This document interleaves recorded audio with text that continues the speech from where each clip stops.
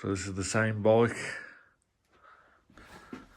So if you're troubleshooting your motor, I'm not going to go as far as going into the motor and testing it. We have to find your wiring and then track it back. See if you can find any connectors, may have got water in them, or that have come disconnected. So this one hasn't got the waterproof connector. Normally you have a waterproof connector and sometimes they turn and come apart a bit. Well, on this one, it hasn't got one that goes into the frame. So the next thing I'm going to do is just like tip it over.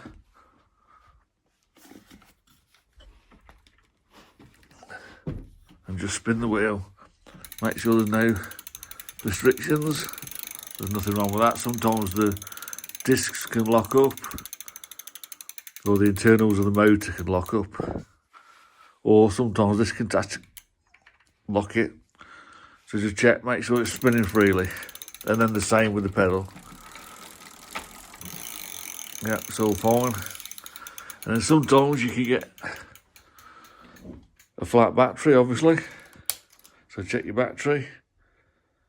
If you want to test your battery actually inside the frame, I've got a video on that, so search in my videos.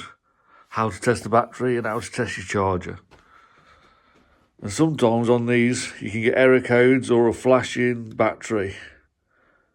And I found if you get the flashing battery, you can go into the menu. I'm trying to do this one-handed. You got to hold this and then turn the key on. So there you go, I'm in the menu now.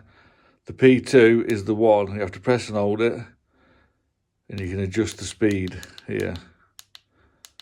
150 is the maximum, so I'm going to put it at say 140. Now I'll put it at 100, how it's set from the factory. And that is it. That sometimes gets your motor back working again on this particular model, but your model might have a different set of error codes.